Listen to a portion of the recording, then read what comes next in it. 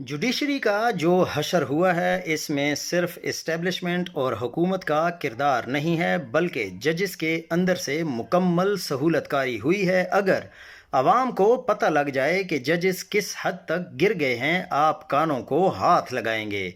Justice Yahya Afridi ने सिर्फ अपना टाइटल बचाया है जो कि बराए नाम है, क्योंकि उसने इस्तीफे देने की धमकी दे दी थी। फुल कोर्ट मीटिंग में मंदुखेल और मोहम्मद अली मजहर ने तो कुछ नहीं कहा, लेकिन 3 से 4 जजेस ने ऐसी ऐसी बातें सुनाई।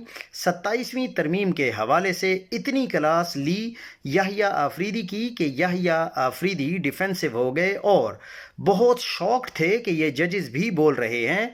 सुप्रीम कोर्ट को गुस्सा करने के हवाले से जजेस में अभी भी बहुत ज़्यादा गम गुस्सा पाया जाता है।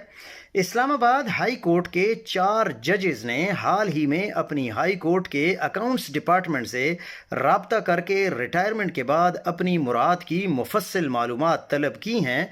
ज़ुबानी तलब की गई हैं ये मालूमात पेंशन के फ़वाइद और जिन तारीख़ों पर ये फ़वाइद मिल सकते हैं उनकी तफसीलात, अपनी बाकी रह जाने वाली रुख्सत, एक्यूमुलेटेड लीव बैलेंस और उनके ज़ेरे इस्तेमाल सरकारी गाड़ियों की मौजूदा कीमत अगर वो ये गाड़ियाँ ख़रीदना चाहते हैं इनके मुताल्लिक़।